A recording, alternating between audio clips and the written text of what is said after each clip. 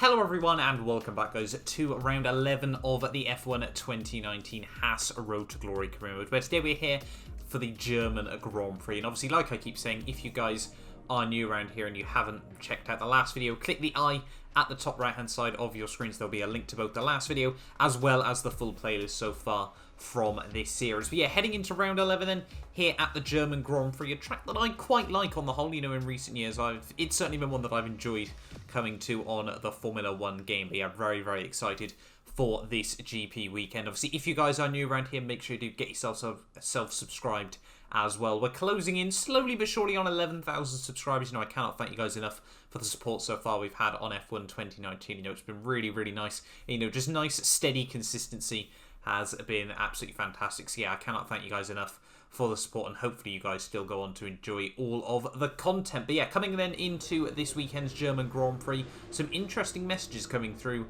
from the team, actually coming through obviously from Anna, it's Claire even, I should say, from everything like that as well. You can see actually having a look, the most important one I think coming into this weekend, we had the drag of the streamlined suspension arms upgrade completed, but far more importantly, the development updates. You can see I wanted to send around an update, and you can see we're close to Renault. Force India, you know, still running well. Williams have suddenly come out of nowhere to go from bottom in the performance to 6th in one Grand Prix weekend. You can just see there. Yeah, I don't know how, sorry, 7th even I should say, but I don't know how. They must have put about 6 upgrades on the car. But yeah, Williams have gone from being worse than Toro Rosso suddenly to being better than McLaren and Alfa Romeo, and basically as good as a Racing Point F1 team as well. So not too sure how on earth they've managed that one. But yeah, certainly should be interesting to see how well they fare over the next couple of Grand Prix weekends. You know, George Russell has been out driving that car since the beginning of the season. So potentially, could we see Williams points this series? I don't know. We'll have to wait and find out throughout the second half of the season. But yeah, the halfway stage of the first season of career mode, it's been a successful story, I'd say, on the whole so far. And hopefully we continue on in the second half of the season with just as good form. You know, I think the aim realistically is 100 points by the end of the championship. You know, we're halfway through now. I think we've scored just under 60. So yeah, the aim, in my opinion, is 100 points overall by the end of the World Championship season, but we'll have to wait and see about that. More importantly is obviously just focusing on the car performance, making sure that car is, by the end of the season, best of the rest. You know, want to be making good inroads, but it seems like Red Bull, Ferrari and Mercedes are all getting very, very close together as well. I think Red Bull are making some solid progress at the moment, so I'll have to wait and see about that. But yeah, hopefully best of the rest is certainly the aim. Whether we'll get a bit closer as well, we'll have to wait and see. But let's jump into qualifying then for the German Grand Prix.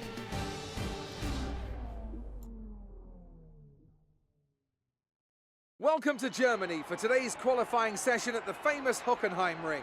The pit lane lights will turn green in the next minute or two to signify the start of qualifying.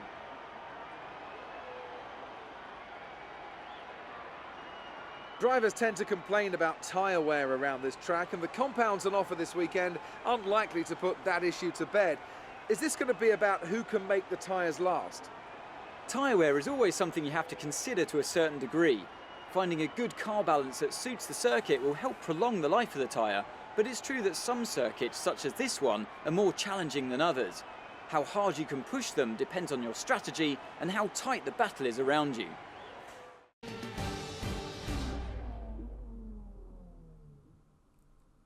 So here we are then, ready for the German Grand Prix, and coming through towards the end of my first Q1 run here. You can actually see on the compound mediums once again. You know, it's worked over the last couple of weeks. You know, it's just saved a set of soft cards ready for my second stint here, but it's not going to work this time out. A huge moment there. I thought we could save the rear end there. Just, I think, skim the barrier in the end there. I think we just scraped it. Luckily, no damage from that one, and get the car back out of the gravel track. Very, very lucky that we didn't actually get the car beached in there as well. But yeah, very unfortunate mistake. And now as we come through, we have one ditch attempt then to try and get ourselves into Q2 here at the German Grand Prix, and we're actually going to ride on board for this lap. You can see coming through turn 1, take a lot of curb on at the entry there. Try to avoid the curb though on the exit, and then brake just after the 100 meter board as you come in towards turn 2 and turn 3 here. And yeah, like I said, the German Grand Prix circuit, a bit of an interesting one.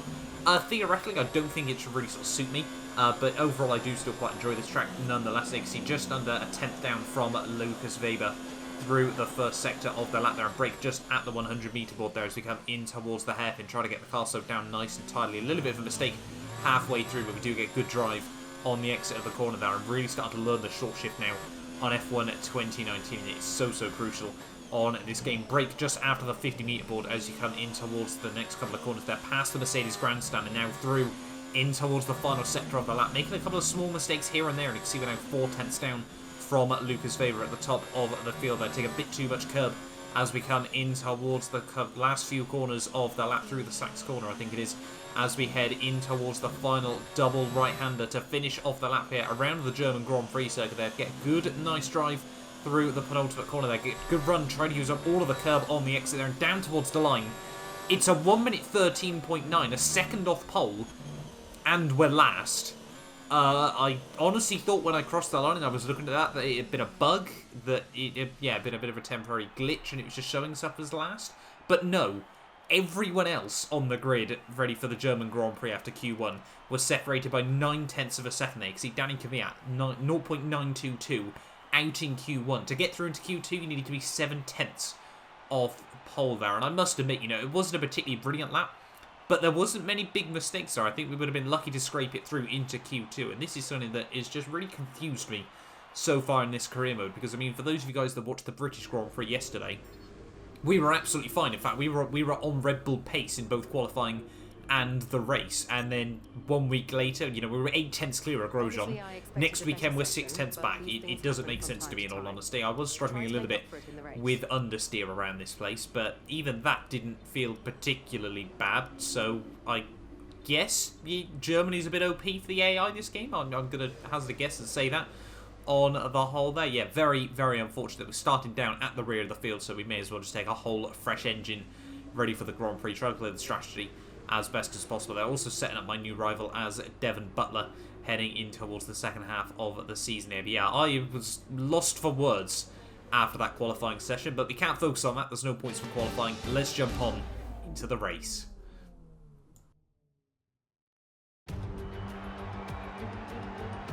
There's nowhere at all I'd rather be today than here at Hockenheim for the German Grand Prix. We have an incredibly competitive field this year, which means we should be in for a treat. And judging by the sea of people filling the grandstands, there's a fair-sized chunk of Germany that agrees with me. It's 2.8 miles around the Hockenheim ring then, with an average lap speed in excess of 130 miles per hour. The long curved back straight leads into a tight hairpin for the best overtaking opportunity on the circuit. But there are plenty of other options available around the 17 corners here today.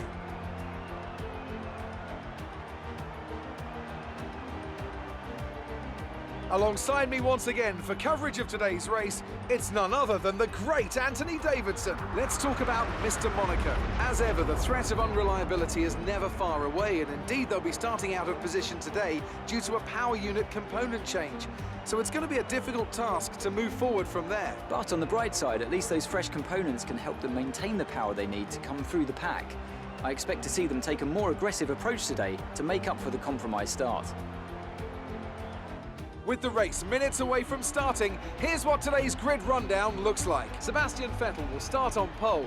Fantastic qualifying from the multiple world champion. And Max Verstappen lines up alongside. Looking down the rest of the grid, we have Hamilton, Bottas, Charles Leclerc and Perez, Gasly, Butler, Hülkenberg and George Russell, Weber, Raikkonen, Roman Grosjean and Kubica, Sainz, Albon, Lando Norris and Antonio Giovinazzi, Kvyat and Mr. Monaco. Now it's almost time to lights out, so let's go down to the track.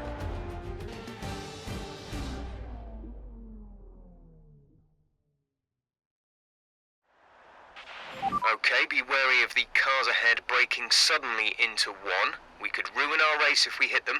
Good luck. So just getting a bit of an interesting call then from Jeff talking about the race start, and actually some interesting talks by the whole of the commentary team saying about myself, obviously ready for this round of the season. In terms of the race strategy though, a little bit of a weird one here. I'm going to try and go for a soft, medium, soft race. It's going to be a bit of a strategy gamble in all honesty. I'm going to go with the soft, mediums throughout this one as well. The game was recommended the one stop, but so far this season, it's been very sort of hit or miss for me so far. So I opted for the 2-stop this time out. You know, we want to be quick throughout the entirety of this Grand Prix. But the lights are on then here for the German Grand Prix. It's 5 lights and it's lights out, and away we go. They're actually off to, I think, one of my best starts so far on F1 29, basically keeping it even with the AIs. We come in towards turn 1 there. Giovinazzi just in front of myself. He's going to hang me out to dry on the exit of the corner there. We're just going to try and get around the outside of the south line. You know, probably the weakest driver so far on F1 2019 in what is now one of the weakest cars on the grid there as well. Lando Norris tries to hang me out to dry through turn 2 there. The AI very, very feisty off the start of this Grand Prix there, but we do now move ourselves up into P18 off the start of this Grand Prix there as we come down the long straight here. Alexander Albon just in front of me there. We're going to have a look around the outside, but no, he sends it up the inside of Danny Kvyat there, and they're going 3 wide just up the road there. Kubica, Sainz and my teammate Romain Grosjean 3 wide. Don't really want to be involved in that one there as we get up the inside of Danny Kvyat. A little bit of wheel-to-wheel contact up the inside of Alexander Albon as well. Both Toro Rossos have been dispatched in the space of 2 corners. Really happy with that one there as we try to close up to the rear of Robert Kubica. Run a little bit wide as we come in towards the final sector of the lap, and just trying to settle down into a bit of a rhythm here. And it's so weird to see Williams, and I mean Robert Kubica, not in at last place. I really do hope this is a bit of a return to form for Williams. I'd love, even if I'm not driving for them on F1 2019, I'd love to see, you know, a bit of a success story for Williams in this crew. And, you know, even if they jumped me, you know, got right up towards Mercedes, Ferrari and at Red Bull, I just think that would be really cool to see, especially with no personal involvement as well. Yeah, Kubica holds it round the outside as we came in towards turn 1. Thought better of trying to go for a little bit of a late lunge there, but still we're all over the back of the Williams man as we come out onto the back straight once again here. No DRS, obviously, with it just being lap 2 of this Grand Prix. We're putting everything else we possibly can into this one. You can see overtake mode, rich revs, everything like that. The Mercedes power unit working very well, though, in the back of that Williams car. We're just going to go ever so slightly later on the brakes there, take a lot of curb through the corner and actually run a little bit wide there. Hang Kubica out to dry as we got a huge bucket load of understeer through the hairpin. We really had a very compromised run, but 1 lap later though, now we've got the DRS and we're all over the back of Lando Sainz, I nearly said there, Carlos Sainz, as we come up the back straightaway. And yeah, nothing the Mclaren can really do about that one there. Slot right around the outside, get back to the racing line as we come in towards the hairpin there. He thinks about trying to go for a run on the exit, but the straighter run gives us the traction. We're now up into P14 of this Grand Prix, so making places in the early stages. You know, this is absolutely critical for myself in this Grand Prix. You know, we need to absolutely try and fight back up to where we should be in this Grand Prix. And a couple of laps later now, all over the back of Romain Grosjean here as we come through to the back straight once again. And really around this place, you only need to go for the moves down the back straight away. And obviously with the fresh engine and equal machinery, nothing really Romain Grosjean could do. Obviously we are on those quicker compounded tyres as well there, and a little bit worried, in all honesty, that it appears pretty much everyone has started this race on the medium compound tyres, you know, outside of the top 10 anyway here. I don't think I've come across anyone else on a set of the soft compound tyres here, so perhaps, you know, perhaps the 1-stop was the better strategy there as we dive it up the inside of Nico Hülkenberg. A very aggressive move, and I'll be honest, not even a move I was intending to make. Hülkenberg just broke a little bit earlier than I was expecting. Brilliant. Nice move. But the team quite happy with it nonetheless there, so I guess we'll take it up into P12 of the Grand Prix as we now head on to lap 6 of the race here. Now all over the back of Devon Butler as we seem to be able to get a bit better drive off the exit of the corner relative to most of the AI. We take a little bit of an alternate line, try to go a bit slower through turn 2 to give ourselves a straighter run in towards turn 3 there. Devon, though, very late on the brakes there, and Presti got the car slowed down as late as he did there, and a little wheel-to-wheel contact there, and a lot of contact actually on the exit of the corner there. Devon tried to squeeze me out over the curbs there, dropped the traction zone there, and Devon's almost a huge crash there. It's just so slow through the next corner on that compromised line. Not really too sure what he was playing out there, and by the end of lap 7, I think it would, yeah, just be myself and Raikkonen starting on this set of the medium compound tyres, on the soft compound tyres in this Grand Prix. So clearly not quite the strategy it's looking like in today's racer as we come through onto a set of the medium compound tyres here, and still just not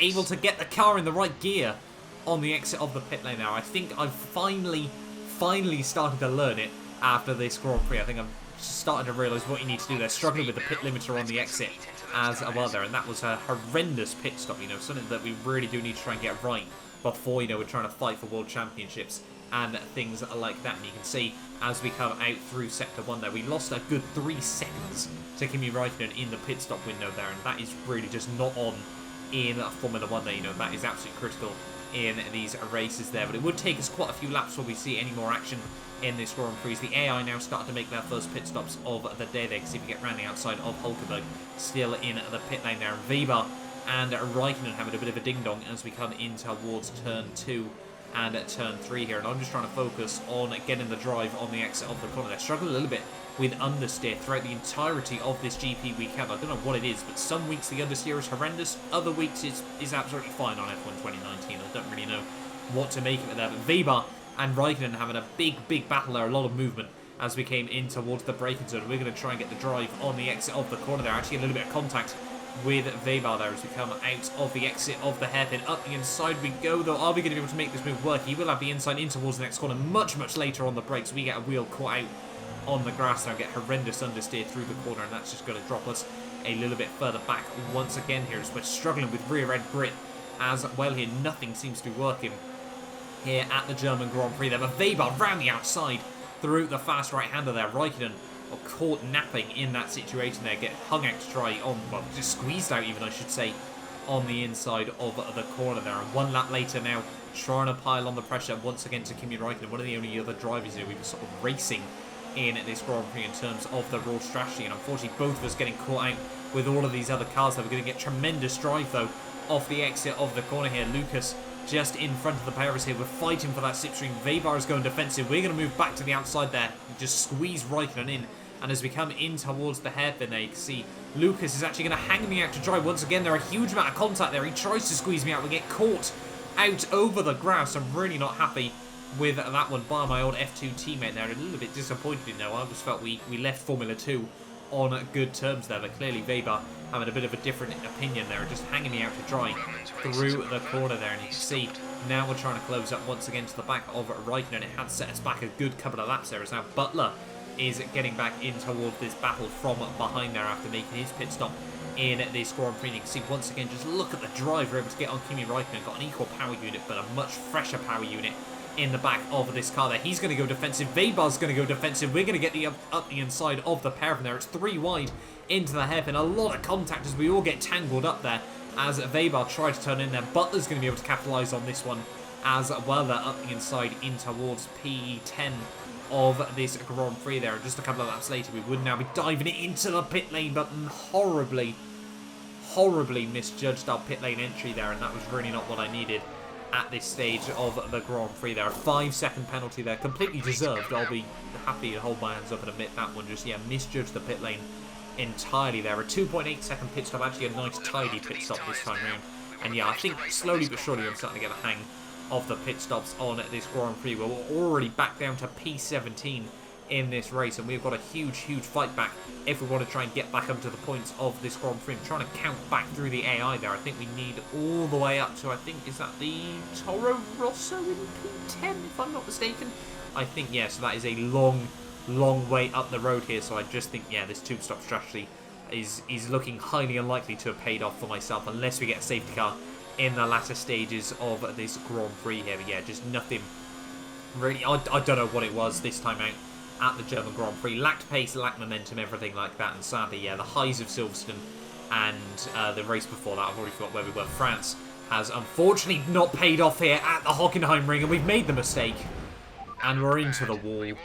And, well, a bad day has just ended up even worse there in the end. Not too sure even what happened. We'll have a look from both the onboard and offboard as we come in towards this, well, the second half of the lap here. You can see just trying to take a lot of curb there. The cold tyres, everything like that. Maybe even a little bit of aero wash from the Alfa Romeo in front there. Thought we could catch the slide. Sadly not there. You can see actually having a look from the camera behind there. Just as the rear wheels got back over the curb there. Unsettled the rear end even, I should say. And nothing we could really do there. Yeah, just we need to move on from that one there. And yeah, really stupid mistake from myself. I think our first, sort of my fault retirement that we've had so far in this season there. And yeah, just gutted. I mean, we was highly unlikely we were going to score points anyway there. But to finish the day in the barriers, really not too happy with that one in the end. But yeah, not the way I wanted to end the German Grand Prix there. And heartbreak to finish in the barriers and a double DNF for Haas. That's it for another Grand Prix and a fantastic win for Mercedes. Anthony Davidson, what helped them deliver this result, do you think?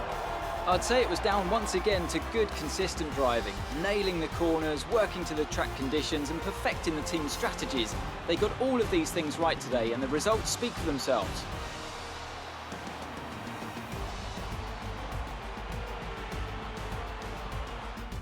So after a magnificent race, we can now see the drivers making their way to the podium.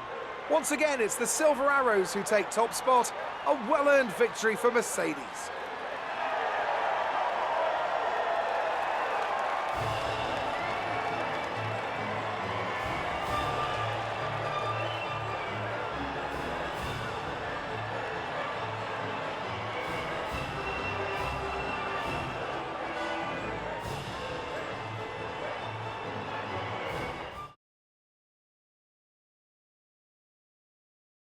So, let's review the drivers' standings. It's a great result for Lewis Hamilton, who moves further ahead at the top of the table. Let's focus on the driver of the day. Anthony Davidson, who do you pick? I think for driver of the day, I'd probably pick Lando Norris. He lived up to every inch of his reputation today, and I think he'll be going home, quite rightly, a bit proud of himself. It's time to see how things are shaping up in the Constructors' Championship. No change in the top spot, but with today's points, their hold on the lead is getting weaker. And with that, we wrap up another weekend of motorsport. But with more races lined up, be sure to join us when we come back with more Formula One. So there we are then, having a look at the end of the day. Hamilton fastest lap and the race victory, the full 26 points. They're ahead of Vettel, Bottas, Leclerc, Gasly, Verstappen, Perez, and George Russell has scored 4 points for Williams, their first race back with plenty of upgrades on the car. What a fantastic day it is for him. Really quite happy for George there at the end of the day, beating Butler and Weber to the final couple of points there. Hulkenberg comes through for P11, Kubica in P12. They're ahead of Sainz, Norris, Raikkonen, Kvyat, Giovinazzi, Albon. And like I said, the only two retirements there, sadly, both myself and Romain Grosjean, not the race we wanted at the end of the day. But Hamilton moves further ahead at the top of the Drivers' World Championship, ahead of Seb and Leclerc there. Bottas dropping back a little bit at the end of the day there, with Max and Gasly starting to move a bit further into no man's land. Weber re-jumps me. George Russell jumps Sainz, and Hulkenberg now getting points on the board. And in terms of the constructors now, just Toro Rosso are yet to score there as we head in towards the final 10 rounds, even I should say, of the season. 5 points between Ferrari and Mercedes at the top of the World Championship there. But hopefully, you guys have still enjoyed this video. Like I said, a bit of an apology there to finish on such a low. But thank you all so much for watching. Get yourself subscribed if you're new around here and you don't want to miss out on any of the F1 2019 Haas Road to Glory. But I will see you guys next time for the Hungarian Grand Prix.